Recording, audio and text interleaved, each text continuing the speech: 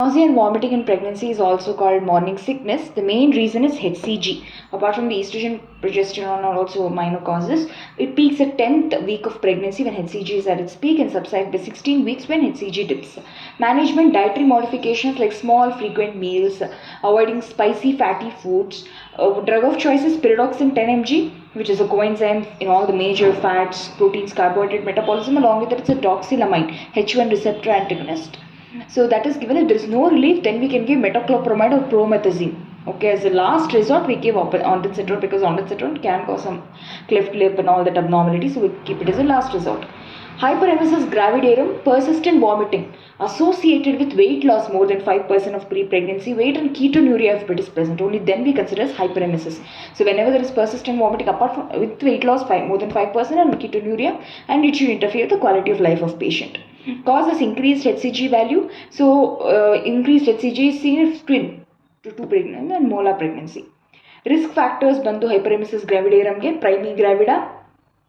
First ಇದು primi gravida with female fetus, high socio-economic status and young females.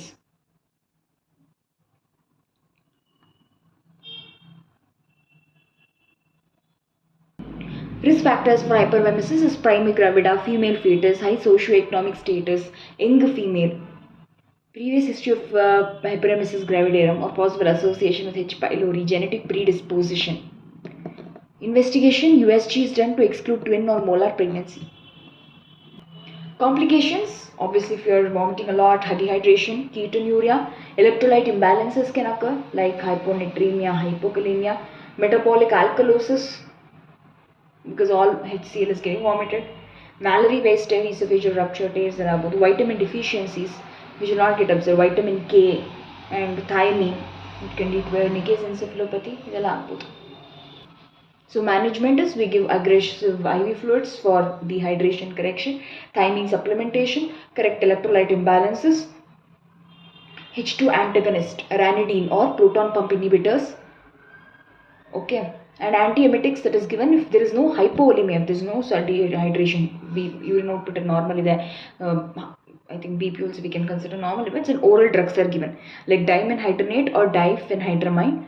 If there is no response, we give metoclopramide or promethazine. If there is no response, again we can give ondansetron. If hypovolemia is present, if the patient is less than 10 weeks, so teratogenicity possible irutte. I think a combination of 2 drugs we give like metoclopramide and promethazine. There is no response after 2 weeks. Ashtodi 10 weeks that irutte anta andukondu we can give IV ondansetron. But if it's more than 10 weeks, then we can directly give ondansetron because it is very potent. But yeah, it can cause cleft lip, cleft palate. But after 10 weeks, like organogenesis complete agirutte. So no issue. We have puke scoring for hyperemesis. 4 to 6 is mild, 7 to 12 is moderate, more than 13 is severe. More than 13 is severe, remember this. Other ailments ಬಂದು superior hypotension syndrome that can be there, that is dizziness or lightheadedness or lying supine. On lying supine, ಮಲ್ಕೊಂಡಿರುವಾಗ, which is seen in 3rd trimester. First sign for this is maternal tachycardia.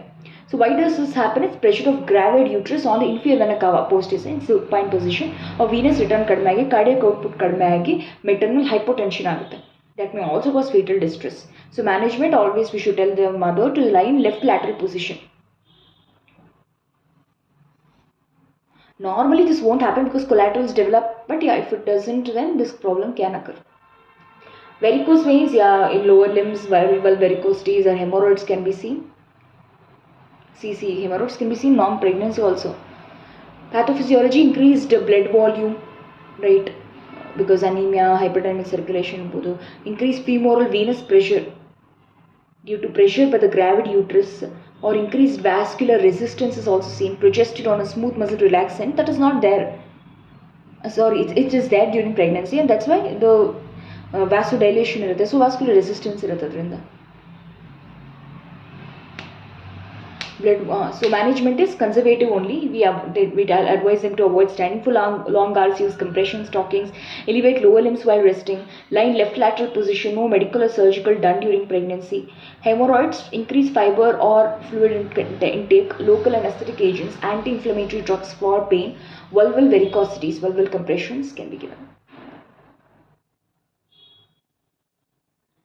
Leg cramps due to accumulation of lactic acid, this occurs due to decrease magnesium levels. We massage the leg, a hot shower before going to bed, improve hydration, extend knees and dorsiflex the toes. Carpal tunnel syndrome, numbness and tingling in thumb, index and middle finger due to compression of median nerve. Symptomatic treatment, apply wrist splint, avoid corticosteroid injection, and Bell's palsy can be seen. Here we saw in Bell's palsy case in pregnancy. Why this happens is it causes perineural edema. Perineural edema, nerve sutta edema, hypercoagulability and immunosuppression. What do we give is short-term glucocorticoid treatment avoided during organogenesis as it causes cleft lip, cleft palate. Backache is also seen. Laxity of joints due to estrogen, relaxin hormone, weight gain, faulty posture, hyperlordosis, management, correction of posture, elevate the lower limb while resting, elevation of limb, use of hard bed, back massage and analgesics.